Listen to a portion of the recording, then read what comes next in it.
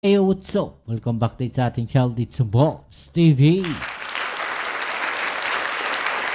Alright, so tayo nagbabalik-balik mga babayan at ito pag-usapan natin, no? Senator Tito Soto, tatanggalin na nga ba sa Senado as Senate President at papalitan?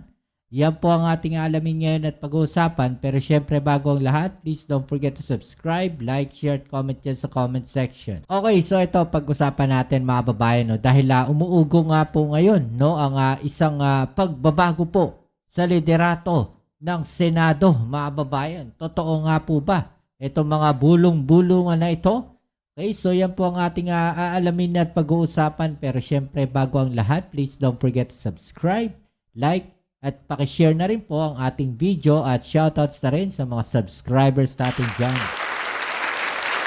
At sa palagi po nating hinihiling, 1 view, 1 like po sana sa ating video. Okay, so ito mga babayan, no, pag-usapan natin. Dahil mainit po at umuugong-ugong po ngayon mga babayan ang usapin o balita na kung saan papalitan daw po itong si Senator Tito Soto mga babayan.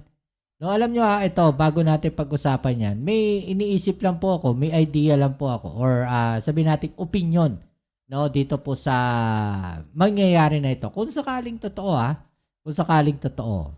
Okay?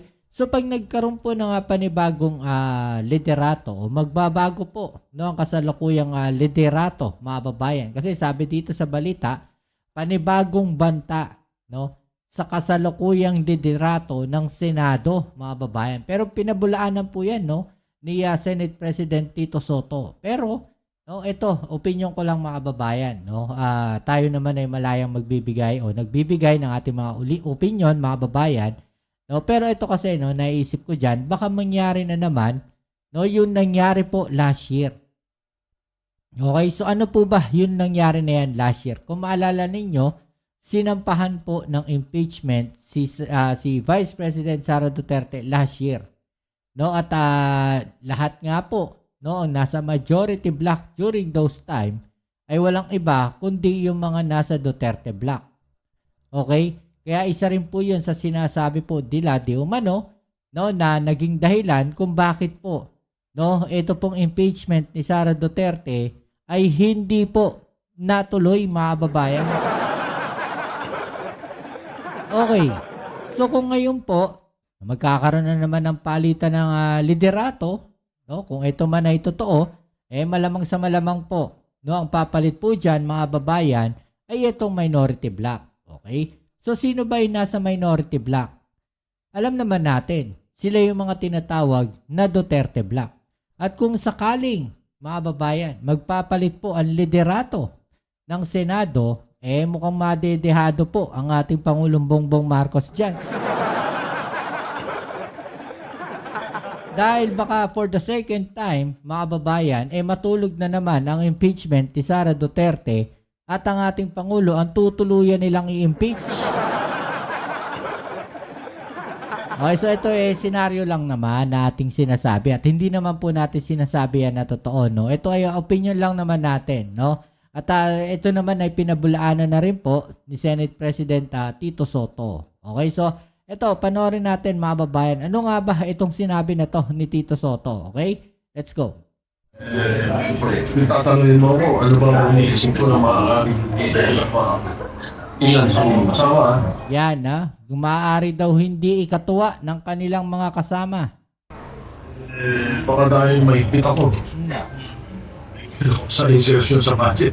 Tingin nyo ngayon, I doubt it. Dahil mainit nga po yung mga budget insertions na yan at ayaw nga po yan, no, ni Senate President Tito Soto at maging etong si Senator Panfilo Lacson at marami po, no, na senador ang talagang nakatutok ngayon, no, pagdating dyan sa mga budget insertions na yan.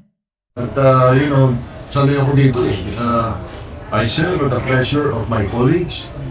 Since the 8th Congress up to now, the Senate leadership has always been that way. Depende sa mga kasama. usually, pag change of leadership, itatawagin. Boss, dito ka na, kayo mo kapatid. So, let's go back. Kasi talagang wala naman.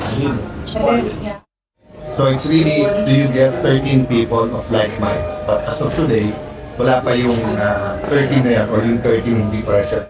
Okay, so as of now daw, wala pa daw po yung 13 na yan. Huh? Wala pa raw yung 13, sabi ni Senator Cayetano, mga kababayan. So ano ba, may inaantay ba? Okay, so ito, panoorin natin ang kabuuan po ng balita na yan. Muling umuugong ang posibilidad na magpalit na naman ang liderato sa Senado. Live mula sa Senado, nangunguna sa balita si News 5 Senate Correspondent Mayan Los Baños. Mayan, saan galing ang bali-balitang yan at anong sabi ng mga senador tungkol dito?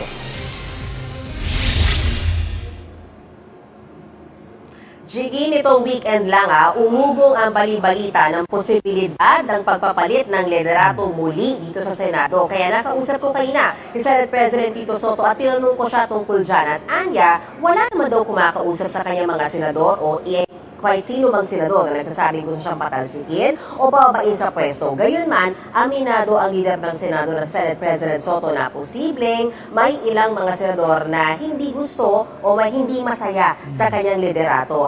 Well, ganun naman talaga, mga babayan, no? Kapag ikaw ang Senate President, no, hindi naman lahat talaga mapiplease mo. Hindi naman talaga lahat mapapasunod mo. Kahit na nasa majority block yung mga yan, no, hindi lahat. 'Di ba? Pero karamihan siguro diyan, no, gusto yung ginagawa, no, ni Senate President Tito Soto. Lalo na, mga babayan, kung yan po, no, ay anti-corruption. 'Di ba? Ayaw po nila yan.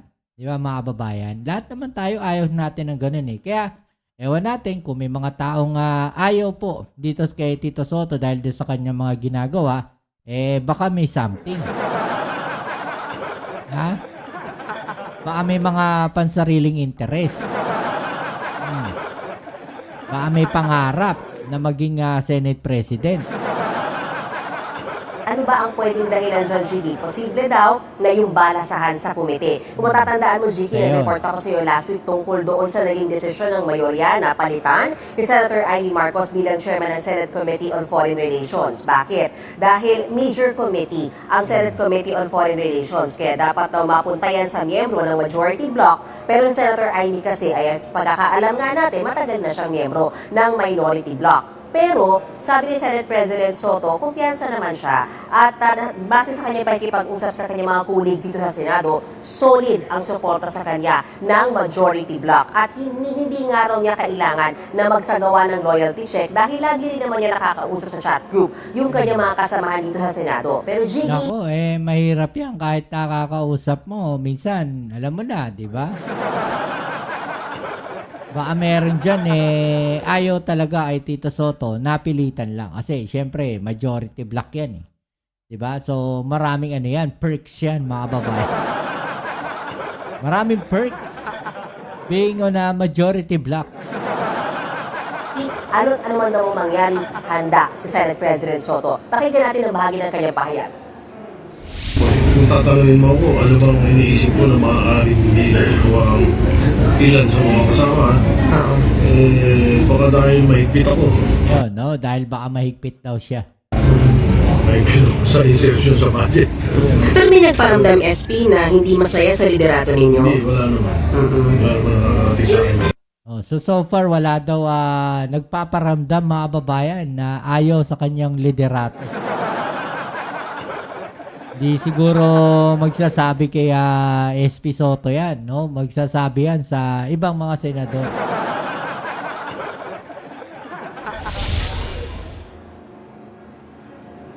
Gigi, nito lamang weekend, may mga lumabas din na post sa social media, paramdam o tanong na posibleng araw ba na magkaroon na sa kauna-unahang pagkakataon ng unang babaeng Senate President o leader ng Senado. Nako, unang babaeng Senate President? Sino yan? No? Sino yan? Amy Marcos pa? Kasi syempre, kung papalit yan, mga babayan, minority block, no? Ang ipapalit lang naman nila dyan na babae siguro na medyo si Amy Marcos. At mukhang madadali nga, no? Kung si Amy Marcos, no? Ito napapag-usapan lang natin, mga babayan, na. Kung si Amy Marcos nga, no, ang magiging Senate President, alam naman natin, no, na close to close yan kay VP Sara. Malamang sa malamang, no, madidismiss talaga yung kaso ni VP Sara o yung impeachment ni VP Sara Duterte. At malamang sa malamang, maababayan na ma-impeach si Pangulong Bongbong Marcos. Kaya medyo nag-iingat din siguro itong Senado. No, kasi alam nila no, yung mga possibilities na pwedeng mangyari. No, kasi pagka ganyan, sigurado maluluto yung impeachment na yan. Sa palagay ninyo, no?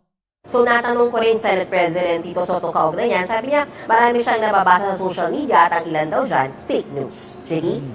At Mayan, ikaw dyan, insider ka na talaga dyan. Tingin ba may sapat na numero para mapalitan si SP Soto?